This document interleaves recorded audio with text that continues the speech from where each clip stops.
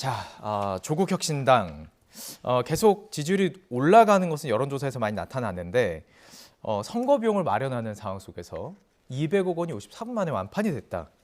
어떻게 해석하세요? 예. 두 가지일 것 같아요. 네. 하나는 조국 당시 법무장관을 지지했던 세력이 네.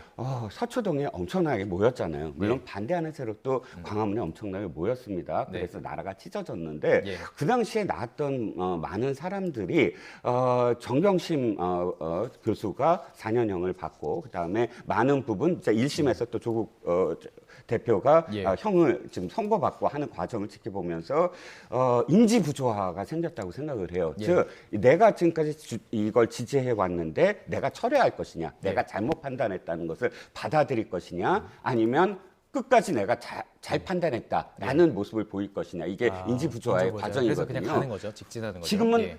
예를 들어서 당을 만들지 않았다고 한다면 네. 좀 더 쉽게 판단을 했을 거예요. 예. 그러니까 이거 내가 한때 잘못 생각했구나. 네. 그런데 당을 만들었잖아요. 예. 그러니까 뭔가 내가 이걸 끝까지 내 생각이 옳았다는 걸 증명할 수 있는 도구가 생긴 거예요. 예. 그러니까 그래, 난 이걸로 한번 증명해 볼 거야. 예. 나의 판단은 옳았다고 한번 해보자. 예. 라고 한다면 거기에 엄청난 지지를 내릴 수가 있죠. 그 예. 인원이 그대로 갈 수가 그게 있다고 이제 생각하고요. 아예 금액까지. 예, 예. 두 번째는 이 조국 혁신당의 참 타이밍, 정치는 타이밍의 예술이에요. 타이밍이 기가 막혔어요. 네. 지금 민주당의 리더십이 그때 부재했거든요. 예. 이재명 리더십이 왜냐하면 공천 학살, 네. 공평하지 않았다는 건 이미 다 모든 뭐 보수 진보 언론 다 통틀어서 전부 다 지적했던 문제고 그 여파로 상당히 지지율에 또 영향을 미쳤고 예. 그 와중에서 조국 혁신당이 딱 등장하자 예. 대안이 돼버렸어요. 예. 그대로 민주당을 지지하고 싶은데 예. 지금 이게 민주당으로서는 민주당의 지지의 어떤 모습이 아니야. 그런데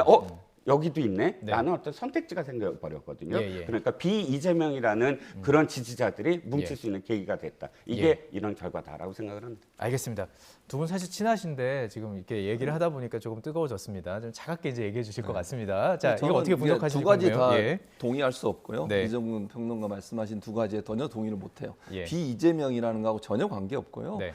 지금 조국 혁신당의 지지나 이런 어떤 뭐 이렇게 펀드 모금에 예. 많은 부분들이 열광하는 것은 윤석열 정권의 심판론이에요. 아까부터 얘기했던 계속. 네, 예, 그렇죠. 정권 왜냐하면 예. 조국 혁신당이 이렇게까지 뜰 거라고 사실은 많은 부분들이 예측이 불가능한 부분들이 많이 있었어요. 예. 그러니까 조국 전 장관에 대한 뭐 젊은층의 이미지란 이런 부분들이 있기 때문에 과연 성공할까 이런 부분이 있었는데 네. 왜 이렇게 갑자기 많은 사람들이 지지로 올라갔겠습니까? 제가 볼 때는 뭐 더 선명하게 얘기해요. 네. 3년은 너무 길다. 예.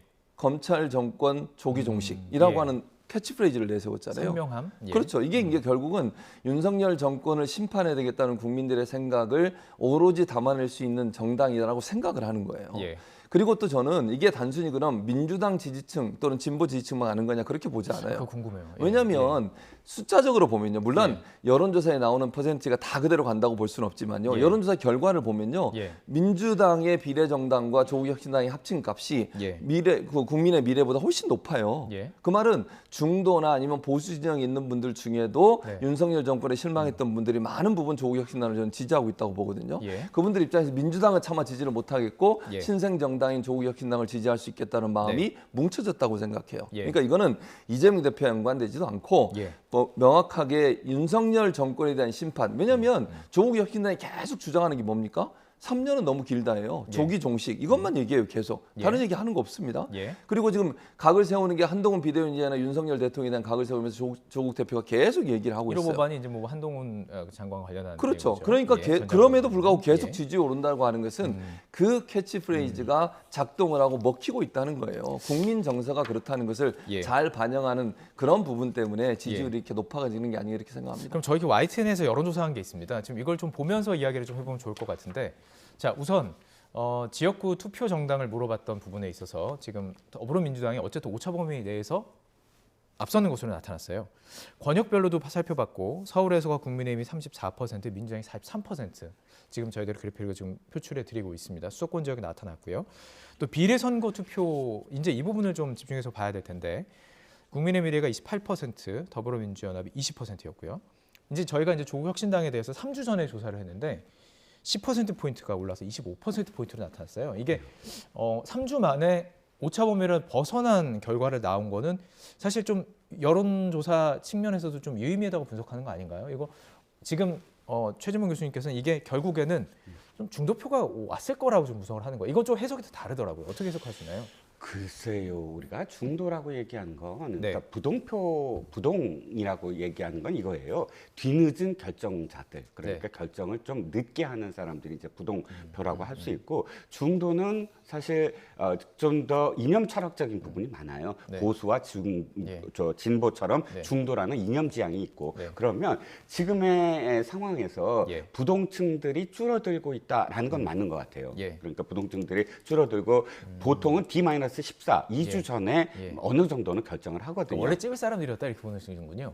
그렇죠. 예, 예. 그러니까 원래 이제 반영될 수 있는 원래 어떤 진보 가능성이 쪽이었다. 있다. 그리고 그게 이제 어느 정도는 조국 혁신당으로 가고 네. 있는데 다시 한 번은 재조정될 거다. 예. 왜냐하면 예. 만약 저렇게 된다고 한다면 민주당이 하고 싶은 걸 못 해요. 네. 왜냐하면 예. 처음부터 비례라는 부분에서 어느 사람을 어떻게 했을 때 어떤 그림을 그리겠다라는 전략이 필요하거든요. 예. 당연히 그래서 그 어려운 과정들을 예. 다 겪어가면서 준연동형을 받아들이고 시민단체 받아들이고 다른 정당하고 손잡고 왜 그렇게 힘들게 하겠습니까? 예. 그 숫자 20명이라는 숫자를 어떻게 확보해서 어떻게 하겠다라고 생각했는데 네. 그것이 만약 무너지게 된다고 한다면 예. 조국 혁신당과 뭐 같은 곳을 바라본다고 하더라도 예. 합당 안 되거든요. 예.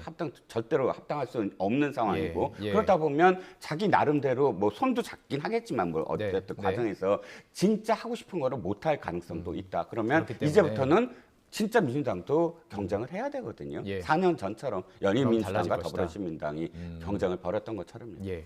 그럴까요? 중간에 조정이 될까요? 지금 어쨌든 간에 가는 과정 속에서 조금 있으면 이제 뭐 제외자 투표, 뭐 사전 투표 계속 시작이 되는 얼마 안 남은 시기인데 끝까지 어떻게 전망하세요? 그러니까 보통 이제 15일 남았잖아요. 네. 보통은 전망하는데 한 달 전에 민심이 그대로 총선에 반영되는 경우들이 많아요. 물론 중간에 정말 사회적으로 큰 이슈가 되는 어떤 뭐 내용이나 발언이 나오지 않는 이상 크게 예. 변하지 않아요. 한번 정해진 마음은.